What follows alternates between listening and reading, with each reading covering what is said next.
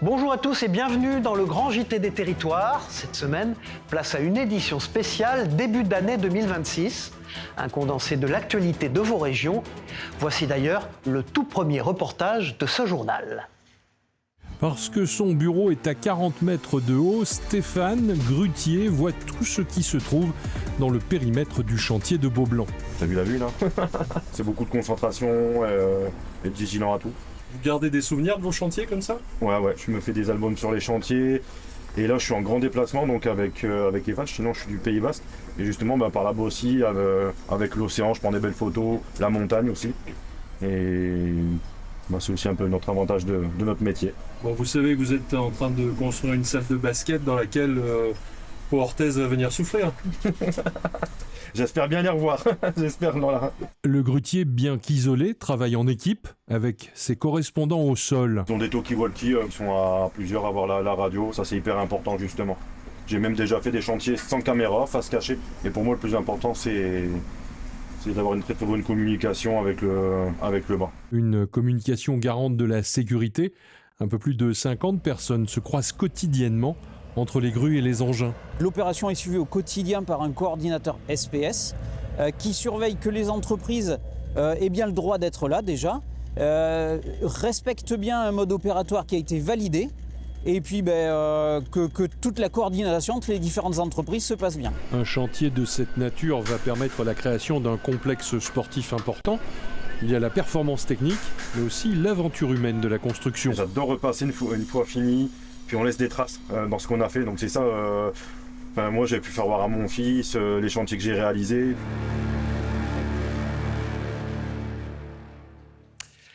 Les vannes aménagées sont de plus en plus plébiscitées par les Français.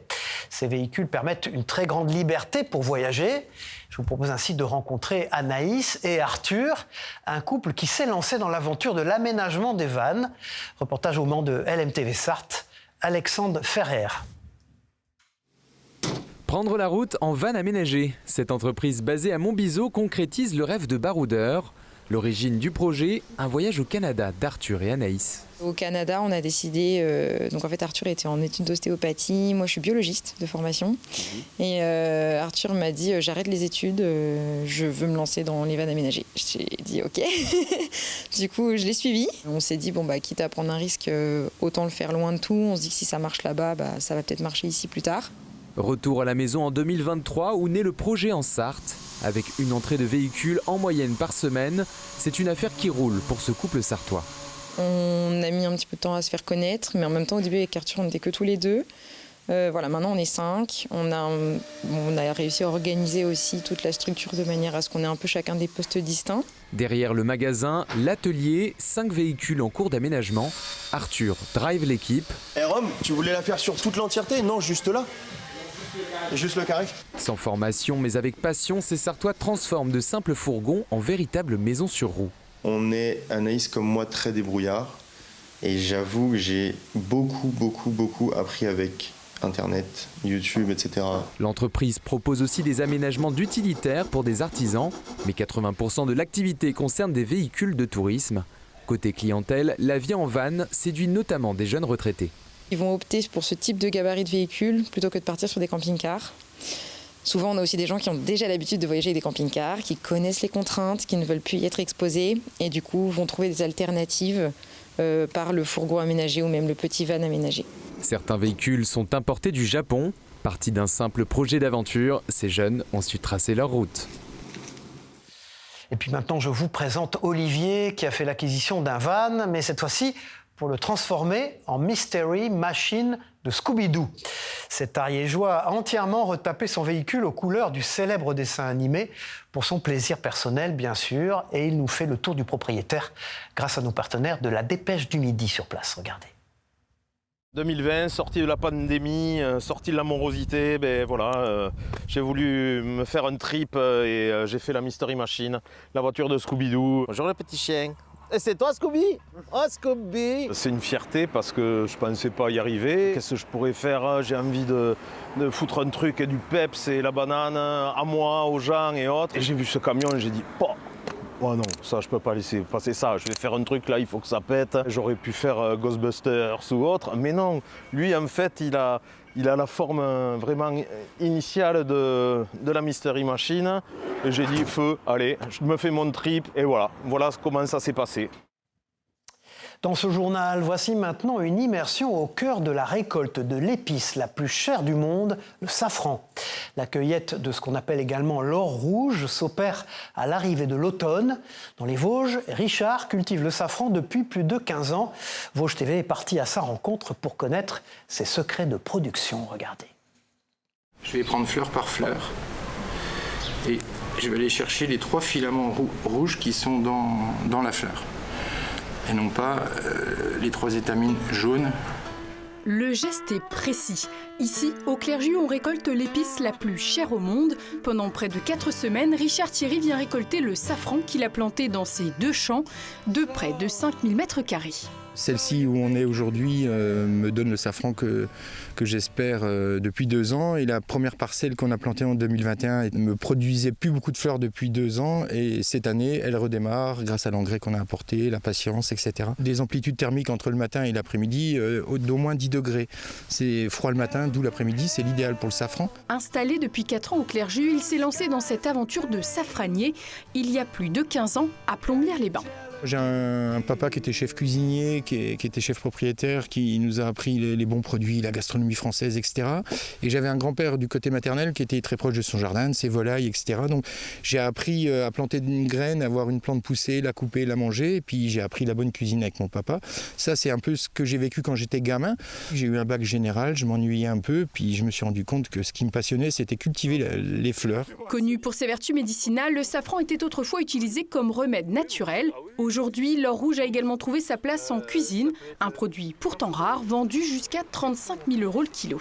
Énormément aujourd'hui de chefs français, même à l'étranger, travaillent du safran français. On est réputé pour avoir un safran de très bonne qualité, même si je pense que le safran suisse est encore quelque chose de meilleure qualité. On a vraiment une profession qui nous suit, la clientèle, nous ça fait 16 ans qu'on fait les marchés, les salons, donc on a éduqué entre guillemets, on a initié beaucoup de gens et aujourd'hui on arrive à vendre du safran même en Lorraine. Pour pallier les récoltes irrégulières de ces dernières années, en sachant qu'il n'a jamais réussi à atteindre 1 kg par an, Richard souhaite diversifier son activité avec la plantation de nouveaux bulbes de safran, mais aussi en se lançant dans la production de morilles. Il partagera son activité lors d'un week-end safran en fête sur son exploitation. Partons maintenant en Haute-Savoie. Dans ce journal, nous allons découvrir Tanguy, qui exerce le métier de maréchal ferrant. Une profession ancestrale, discrète, mais toujours essentielle au monde du cheval. Entre passion, patience et force physique, 8 Mont-Blanc nous dresse un portrait authentique de ce métier. Myrtille Laurent Bourriou.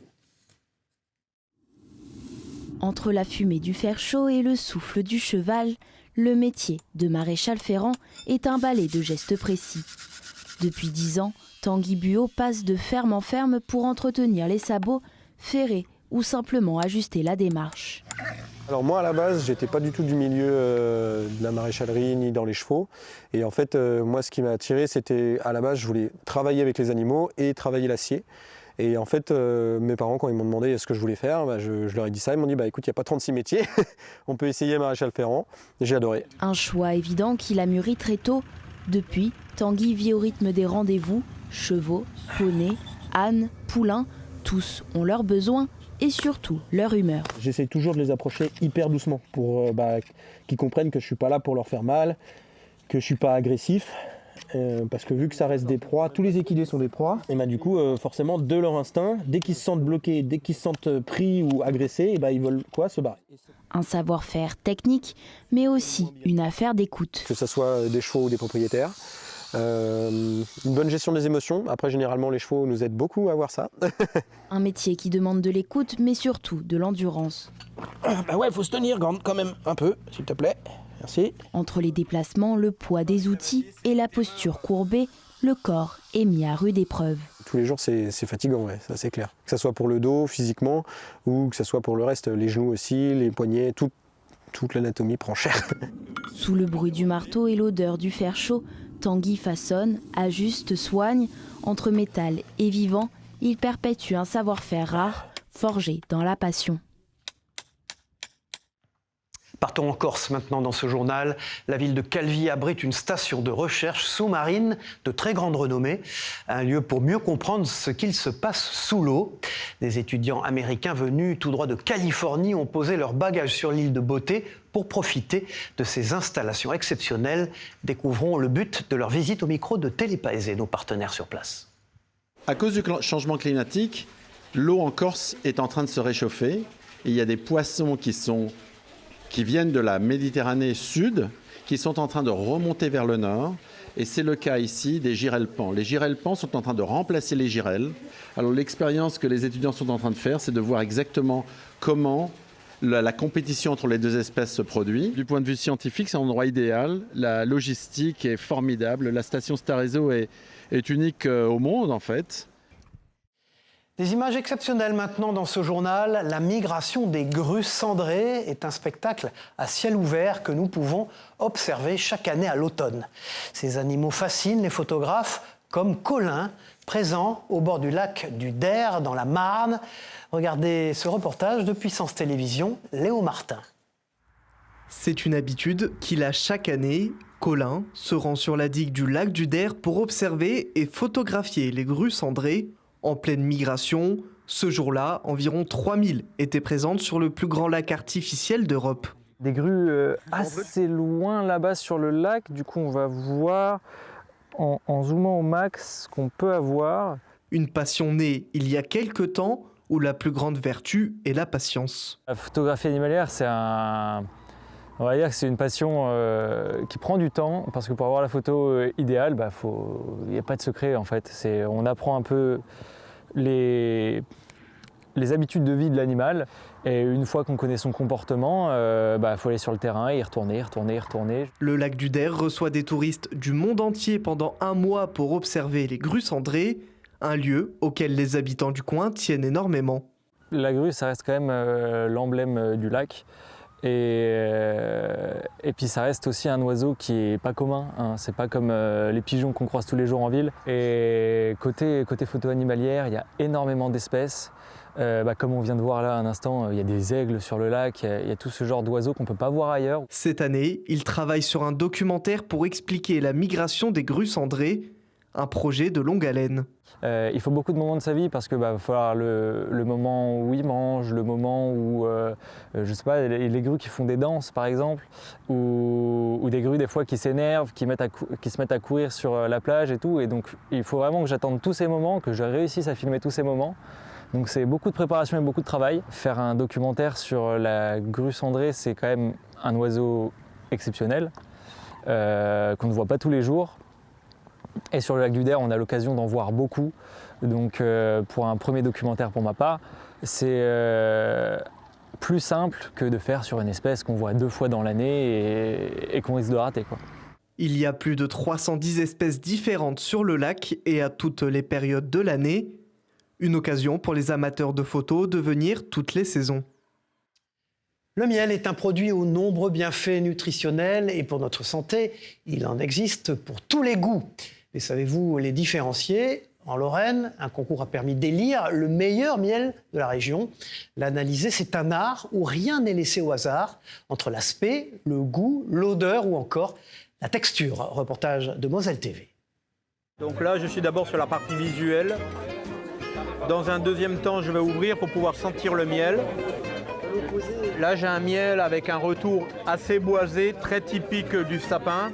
Là, on voit qu'il a une viscosité qui est assez lente quand même, donc il est assez onctueux et je vais le goûter. Vous l'avez compris, c'est tout un art d'analyser le miel. Comme Christophe, ils sont une centaine de goûteurs à juger 163 différentes productions provenant de Lorraine. Il reste longtemps en bouche et franchement, on sent vraiment et voilà, à la fin. Et parmi les jurys, ils sont apiculteurs ou tout simplement amateurs de miel. Il y a un jury avec une personne qui est un peu plus à même pour pouvoir nous guider un peu dans nos notations. On peut se baser sur plusieurs critères, en restant le plus objectif possible, même si chacun a ses goûts. Certains préfèrent un miel fort, comme le sapin, d'autres un miel plus doux, comme l'acacia. Il faut aussi penser à la texture et garder en tête que le miel évolue à travers le temps. On sait que par exemple les miels de printemps actuellement sont quasiment tous déjà figés. Un miel de tilleul n'a pas encore commencé à figer mais figera plus tard dans l'année. Et donc ça va aussi donner des caractéristiques différentes. Mais alors, comment se positionnent les miels mosellans au niveau national? Même s'ils n'ont pas encore d'appellation d'origine protégée, ils sont très bien perçus car l'apiculture est une vraie tradition en Moselle. La biodiversité est très bonne en Moselle, on a un peu tout, vous pouvez le voir, on a 7 miels qui sont présentés, c'est 7 catégories différentes, on va dire 7 types de nectar différents. Et ensuite on a une région où on a tout ce qu'il faut, c'est-à-dire de l'eau et du soleil au printemps et en été. Et cette année, le miel français a eu la chance de voir un beau printemps. Mais un problème subsiste. C'est le frelon asiatique, ça y est, il est installé, il nous crée des soucis, il nous tue les colonies. Au total, on dénombre jusqu'à 15 000 ruches en Moselle, pour un ensemble de 1300 apiculteurs locaux. Tout à fait autre chose, connaissez-vous le kiwano ? C'est un fruit qui est originaire du Kenya et aussi insolite que cela puisse paraître. Un agriculteur, et oui, du Tarn-et-Garonne, cultive ce fruit depuis les années 90.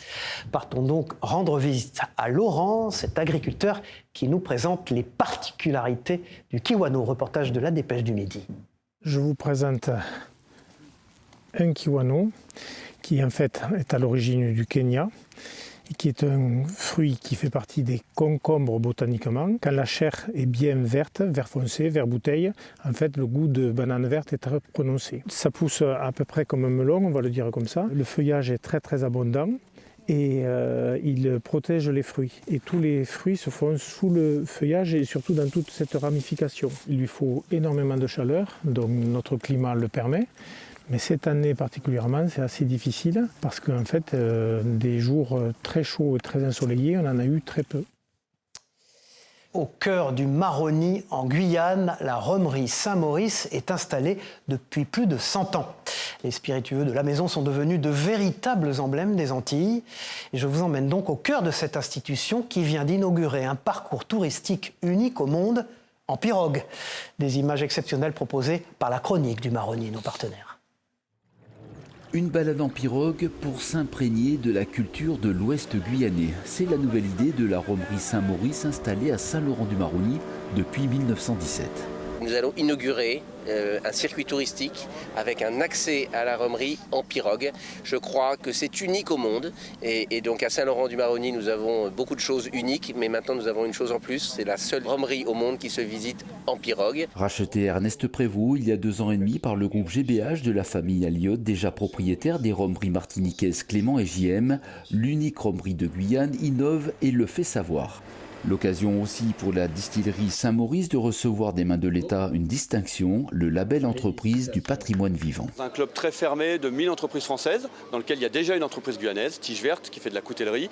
Et ce label, il reconnaît une excellence, l'excellence d'un savoir-faire, et puis la rencontre entre une tradition séculaire et puis une capacité d'innovation. L'entreprise a aussi décidé de doubler sa production d'ici 1 à 2 ans en faisant l'acquisition de terres agricoles sur le plateau des Mines, à quelques kilomètres de Saint-Laurent, et la création de plusieurs emplois dans le secteur agricole sont aussi prévus. On est très heureux de s'associer d'abord aux planteurs guyanais qui nous accompagnent, mais aussi d'augmenter un peu la capacité de produire de la canne. On a monté une école de formation qui s'appelle l'école des métiers GBH à Cayenne. On est convaincus que c'est la responsabilité des entreprises d'aider cette jeunesse guyanaise à être mieux formée. Même si la priorité reste le marché guyanais, les bouteilles seront aussi progressivement mises à la vente en hexagone et en fonction de la demande à l'international. Et puis laissez-moi maintenant vous présenter Dorian, alias DJ Baguette. Ce DJ professionnel arpente les routes de nos régions pour se rendre dans les boulangeries. Le temps d'une matinée, il joue de la musique pour redonner le sourire aux clients et recréer du lien social. Canal 32 était d'ailleurs présent lors de son passage à Troyes dans l'Aube.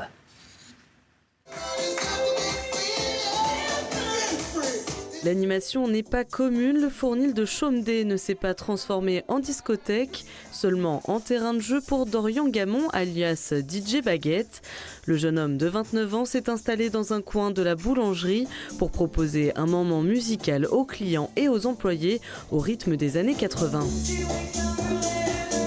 but, c'est vraiment de se fondre dans le décor. Une boulangerie, généralement, c'est pas très très grand. Il faut apporter un matériel qui corresponde bien, surtout à la vitrine. L'endroit va être aussi important. Je suis à côté des baguettes, avec DJ Baguette, finalement. Ça correspond bien. Aujourd'hui, il sillonne les boulangeries de la France entière. Accompagné de sa platine et de ses enceintes, DJ Baguette s'installe en moins de 25 minutes dans un coin de la boutique. Je fais des prestations dans des bars, dans des restaurants, dans des discothèques. Et puis, curieux un petit peu de préserver notre patrimoine. Je faisais aussi ce constat que c'est de plus en plus difficile pour un commerce de résister dans une conjoncture économique qui est compliquée. Et musicalement aussi, on a plein de richesses en France. Donc je me suis dit que coupler les deux pouvait faire une belle association.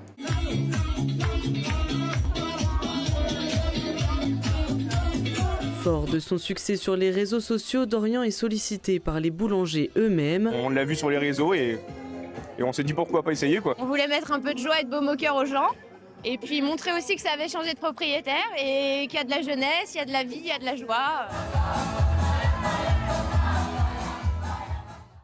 Tout autre chose maintenant, connaissez-vous le pickleball? C'est une discipline dérivée du tennis et venue tout droit des États-Unis. De plus en plus de clubs voient le jour en France et les amateurs de ce sport de raquettes se prêtent facilement au jeu. Voici une présentation de ce sport avec LMTV, Colin Ancel. Un terrain de même proportion que le badminton, un filet de tennis abaissé, une raquette légère comme au ping-pong. Le pickleball, c'est une combinaison de plusieurs sports de raquettes. C'est très réactif, c'est un jeu à deux aussi, t'es pas tout seul et c'est pas si compliqué en fait. Vu que j'ai pratiqué le tennis pendant 10 ans, je pense que j'ai développé des positions, des postures pour le sport. C'est hyper ludique aussi. Moi, j'ai jamais fait de sport de raquette par exemple et on prend vite goût. Avec des règles plutôt simples et une spécificité. Il y a une zone de part et d'autre du filet qui s'appelle en anglais la kitchen ou en français la zone de non-volée. C'est une zone où on ne peut pas faire de volée. Cette discipline vient des États-Unis et tend à émerger en France. L'association Just Pickleball a été créée il y a un an. Je suis joueuse de tennis depuis petite. Et quand on joue au tennis et qu'on va aux États-Unis, on joue au pickleball. C'est environ 35 millions de joueurs. Et quand je suis revenue en Sarthe, je me suis dit je vais développer le pickleball. Après des séances de découverte organisées par cette bénévole depuis l'hiver dernier, plusieurs créneaux sont proposés dans le département. En Sarthe, le nombre de pratiquants licenciés est d'environ une centaine. Un moyen de faire un sport peu traumatisant pour le corps. On ne peut pas faire ces sports de choc, d'articulation. Je faisais du foot auparavant et j'ai eu quelques problèmes de genoux, donc je cherchais une autre activité. Malgré tout, un inconvénient non négligeable, le son de cette balle dure est perforé. Quand on est en plein jeu, on n'entend vraiment pas, on fait abstraction de tous ces bruits-là, donc c'est vraiment pas gênant sur le coup. Alors après, pour ceux qui regardent, en effet, c'est assez bruyant. Là, d'ailleurs, je m'en étais jamais aperçu avant aujourd'hui, mais oui, c'est vrai que c'est assez bruyant. Ouais. C'est un sport en pleine expansion. L'association envisage de former de nouveaux encadrants et proposer des initiations aux scolaires pour que cette pratique se démocratise davantage. L'harmonica est un instrument très peu connu, pourtant Greg Zlap est un artiste mondialement connu, lui. Avec son petit instrument, il a joué aux côtés des plus grands noms de la chanson française, comme Florent Pagny, Eddie Mitchell, mais surtout Johnny Hallyday, avec qui il est parti en tournée pendant 10 ans.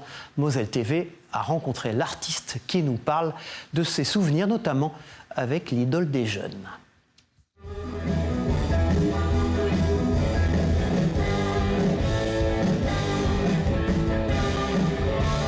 L'harmonica, ce qui est très particulier, c'est que c'est un instrument qui réserve toujours des surprises.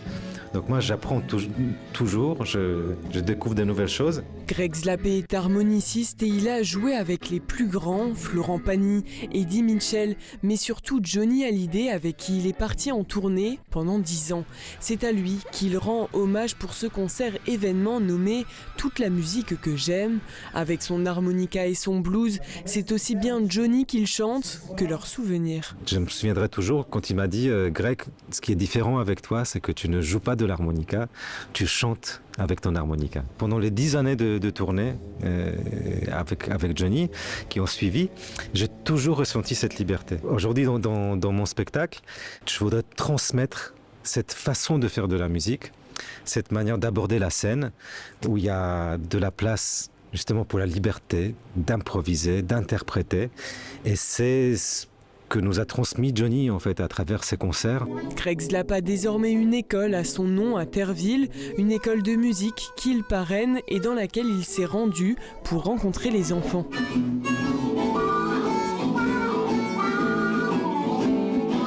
Dès que je sors l'harmonica,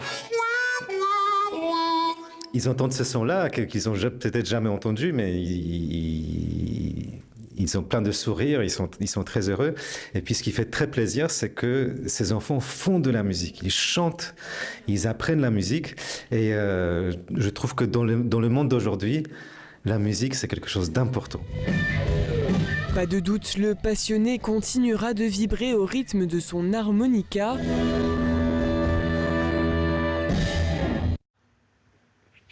Voilà, c'est la fin de cette édition. J'ai été ravi de vous accompagner. Merci à tous de nous avoir suivis. L'équipe du Grand JT des Territoires vous souhaite une excellente année 2026. Au revoir à tous.